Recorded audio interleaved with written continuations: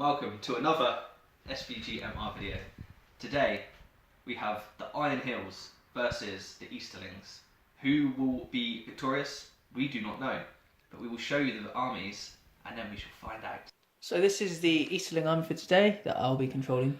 It's made up of two warbands. This one's led by Amdur, Lord of Blades, and he leads 12 Black Dragon Easterling warriors, 4 with shield and 8 with pike and shield. Amdur will be useful because he's a banner, or counts as a banner. And then the second warband is led by Camel the Easterling on foot, and he leads 12 Black Dragon Easterlings, of which 4 have a bow and the other 8 have a shield and a hand weapon. Camel will be useful because he can cast some magical abilities and increase his strength to get through my opponent's thick armour. And this is the Iron Hills army for today. So in this warband here, this is led by an Iron Hills captain. There's a smattering of Grimhammers in each warband. And my second warband is led by Foreign Oakenshield, again with 2 Grimhammers. My strengths with this army are definitely the defence. They're defence 8 when they're in base contact of 3 or more. However, I have no missile contingent with this force, so I will have to get close, and with my stumpy 5-inch movement, that could take a while. Hello and welcome back. This is how the board looks after deployment. Matthew, what did you do? Ross, I just deployed my men. I rolled to have to put them in the front third. You did. Otherwise I would have sat further back to utilise perhaps a bit of bowage, seeing as I have a couple. But I've just kept my phalanx in a nice phalanx block, and then the other warband just sat to their side. Yep. And you guys?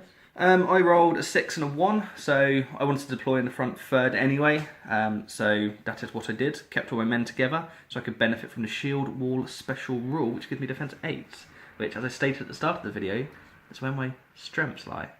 So we're going to go into turn 1 for priority. 4 and the 1. So priority goes to the dwarves. Hello! Welcome back after the moving and the shooting phase. Matthew, please sum up for us. I will do, Ross, with great pleasure. The Iron Hills started to move forward. They're full 5-inch, and I decided that I would take the opportunity to pull back, create some space, maybe stretch out my line to potentially give Ross something to think about in future turns with flanking and whatnot. And then I shot my bows at this guy back here because he wasn't benefiting from the in-the-base contact for a defence 8. Unfortunately, all my bows missed. Indeed. Anything to add? No, I think you summed up beautifully. So we'll go into priority again.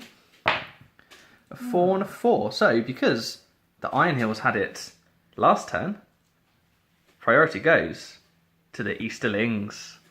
Welcome back, guys. That's the end of round 2 of moving.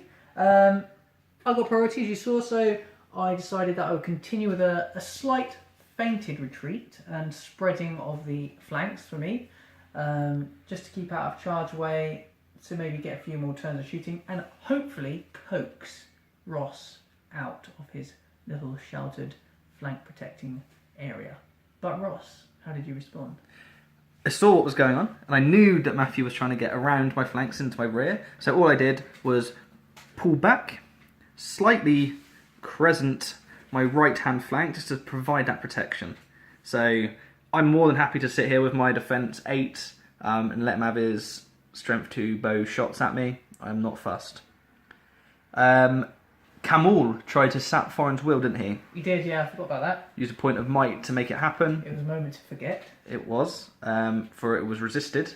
So that was a will and a might point down for Camel. Yes, got to be careful with him. Indeed. So let's go into the next sound for priority. A 1. 3. So priority remains with the Easterlings. Hello and welcome back. This is how the board now looks. What did you get up to, Matt? I crept slightly forward. You did. An extreme creeping from this side. Bow stayed where they was, had some shots. Thorin could not wound him. His arm was too thick. Indeed. You stayed really well, weren't you? I was, yep. I'm happy that my armour will protect me from your shooting. You've only got 4 bows as it is. So we're going to go into the next turn for priority. A 6 was achieved, and a 5 was achieved by Matthew. Priority goes to the Iron Hills. Welcome back, guys, to the end of that move and shoot. Ross had priority, but you chose to stay. I did, yep. So I edged forward again, had some shots with my bowman, no damage was done. And this team on the side here made their advance further. Indeed. So we'll go into the next turn for priority. There's nothing to tell you about the Iron Hills movement, as I stayed where I was. So, the Iron Hills had it last time. So the pendulum, that is priority, swings back in favour of the Easterlings. Hello, welcome back. This is how the board now looks after movement and shooting. Matthew, please tell me what you did.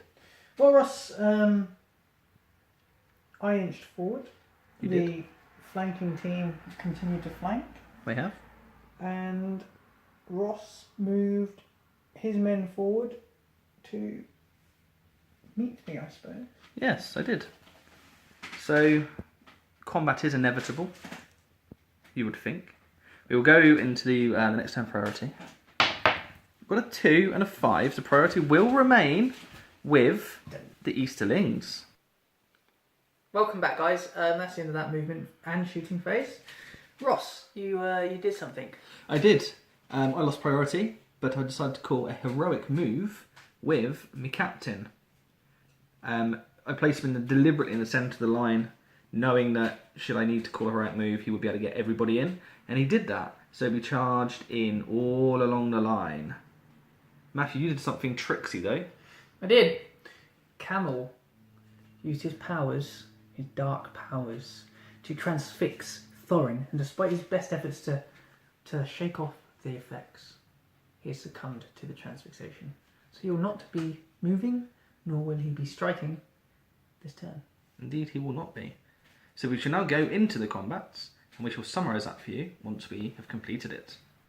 Welcome back, guys, to the end of that fight phase. Quite a lot has happened, and it's fair to say the dwarfs have come out on top. Yes, I enjoyed that more than you would have done, probably. Yes. The most notable casualty is Camel, the Easterling. Indeed. Who unfortunately died. Cut down by very well. 2 lonely dwarfs. Yes, rolled 2 6s, and I had to pass both my fates, of which I failed one. So he was That was the end of him. Yes. And we came up with a thing that we wanted to put to you, the viewers. Indeed. In this situation, we had 2 lines of a pike line here and here, and the combat was lost. And I proposed that rather than moving directly backwards, in which case I couldn't, because only one model can make way, my man can come out to the side here, and then that pike can back away with him making way. But we just wondered, because we'd always thought with pike phalanxes, if you lose with the pike, you're trapped. But common sense would say in this case, you can move off slightly to the side rather than directly backwards. The rear pike could make way for the losing supporting pike, if you like, and the guy with the sword at the front just moved left, didn't he? Yeah. So, please put comments below if you have views or know the answer to our queries about can you move sideways when backing away. Indeed, would be most helpful. Thank you. So, we were going to go into the next turn for priority. We'll see what the crack is. I got a 6. 4. Priority swings back to the dwarves. Hello and welcome back. So this is how the board now looks after we have done our movement. There was no shooting to do. All the archers were charged. Matt, you toyed with the idea of a heroic move, didn't you? I did. However, I decided not to. You did. So I got the charges in where I wanted. There's not much else to say about that. Threw my thrown weapons as I charged in, and to no avail. Alright, so on to the combat then. Indeed. Okay, welcome back. This is how the board now looks after that fight phase, and I'll tell you now, it's not looking healthy for the Easterlings. It is not. That went incredibly well for the dwarves. Every combat I won, I think I managed to kill. I think you did. All but maybe one. Yeah. I managed to kill one guy. Yes. With Amdur? Yeah, you killed the Grim Hammer, didn't you? I'm cleaved in 2. The reinforcements are way too far away. But Amdur has 3 might still, so let's hope yet. But we'll do a numbers count, I think. We will do a numbers count. And then we'll show you... No, we won't. We will roll for priority before we do anything. A 4. 5. Probably not what you wanted. So we will show you the board after movement and shooting. Welcome back. We have completed the movement. And there was no shooting to complete. Matthew, please tell me what you got up to. Well, seeing as I was split in half, I just decided to create as much fighting as I can on this extreme, knowing that Ross's dwarves with 5-inch movements shouldn't be able to get too involved. And then Amdur threw himself into it, and the reinforcements have almost arrived. But I am 1 off breaking, so this game might end faster than we would like. Indeed. And you, Ross? Yeah, I let you have priority. I was toying with the idea of a heroic move with foreign. You still got 3 points of might. I couldn't really affect anyone or get anywhere. So I just tried to double up where I could, trap some models. I've managed to charge one of the first reinforcements. We also have foreign over here making his way to try and intercept the other 3. But yeah, other than that, that was all that went down. Excellent. So we'll come back to you after we've done all the fights. Hello and welcome back after the fight phase. And it did not go well for the dwarfs. We No. needed 1 to break you. That did not happen. I did not manage to kill a single man. Despite having this archer over here trapped, I had my Grim Hammer go 2-handed and piercing striking. And I could only roll a 2 with him. Good. Amdur had a great turn, killing both of his targeted opponents. He did, yeah. And yeah, I think you lost maybe 3 or 4 that turn. 3, I think, that turn. And I lost 0. So we carry on. Indeed, we do. On to... priority for the next turn. I've got a 2. I've I've got a 6. So we'll come back to you once we've moved and Welcome back to the end of that movement phase. Ross called a heroic, didn't you, with foreign? I did call it with foreign. I've got 3 points of might to use, so I thought I might as well use them. So I managed to get a few guys in here, so I could charge most of these reinforcements. I managed to pull these 2 guys back, try and centralise the fight a little bit more. I need to get these Easterlings broken before Amdur poses any more of a threat to me. But yeah, that was pretty much it. What did you do, Matt? I tried to just get as many fights as I could over this side, especially, and I tried to get Amdur to be more effective by pulling off the support here, but he was only re-supported, so I had to get some more in that base to base. But alas, it was not to be. So we'll come back to you once we have done the combats. Hello, welcome back to the summary of the fight phase. It went quite well for the dwarves again. They found their killing spree again, if you will. Foreign used his heroic combat, 3 heroic combat. He managed to kill the 2 guys that were there, and he then moved into this guy. But unfortunately didn't manage to kill that one. But he did his work for that turn. Went pretty well. Amdur lost a wound, didn't he? He did. He lost a wound fighting here.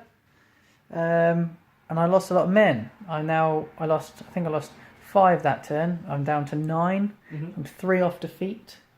And I am broken, so courage tests will be playing their part from now on. Yep. So we'll roll for priority then. Yes, let's do that. A 1. And a 6. So Easterlings, take it. Hello viewers. We have finished the movement for that phase. And I lost 2 pikemen from over here to courage tests. Even though the black dragons on courage 4, I could only roll a 4 and a 3, so they ran away. And Amdur rallied the rest, charging into the captain. I now only need to lose 1 man for the game to end, so it may end this turn, we'll see. Ross, what did you do? Just got the charges in where I could, to be honest. You didn't have enough men to mock all of mine, so I just sort of tried to trap where I could. I've got as many people in base contact here. Hopefully Foreign will win that in his heroic combat, and then all of them, because they're in base contact, will be able to spread out throughout the field for extra dice. Excellent. So we'll come back to you once we have combated. And welcome back. That is the end of the combat phase. And as we now know it, the end of the game. I was utterly steamrolled, Ross. You were indeed utterly steamrolled. Well, we'll come to why we think you lost, or why I think you lost, in the post-battle report. Hello. Hi. Welcome to the post-battle report. Mm-hmm. Ross, a victory for you. It was, yes. I would say it was quite a hard-fought victory, but it wasn't really in the end. No, I thought the beginning of the game started very tactically with feinting retreats and ins and outs of hovels. Yes. An extreme flanking team for myself. Mm-hmm. Maybe too extreme. I think in the end it proved to be. I figured that's what you're trying to do. And I was desperate not to be baited out of my hovel. I really wanted to charge you sort of turn 2 and 3, but I wasn't going to allow you to get behind or on my flanks, as it were. The iron discipline of the Iron Hills. It was, yes. Very much so. Well, I was soundly defeated. You were? I think your high defence and very steamroller-like army was able to swish through. Iron Hills are very strong. I think, the strength 4 definitely played a part as well. Yeah. Well, Black Dragon upgrade was good enough to keep those ties as a potential win for myself. Mm-hmm. Amdur's banner came in handy a couple times, didn't he? Yeah. I mean, I think that battle sort of hinged on the fact that Camel died really early. Yeah. That was a turning point.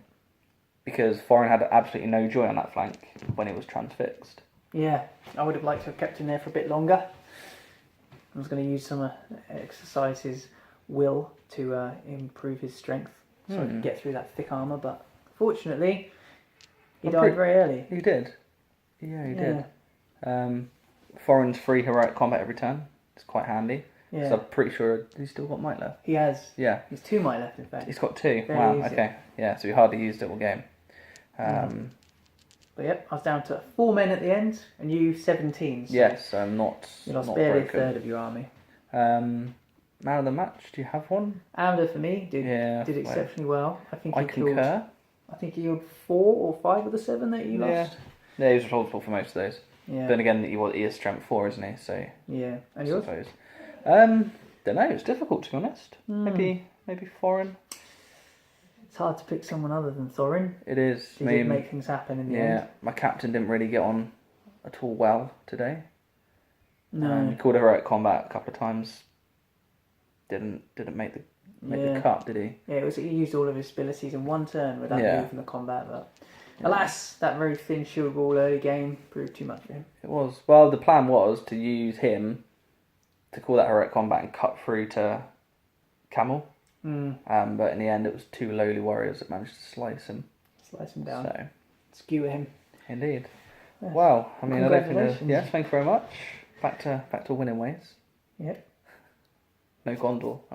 That's the key. That's the key. Yeah. I think that leaves just a hearty handshake to be had. It does. Indeed. Well played. And to you.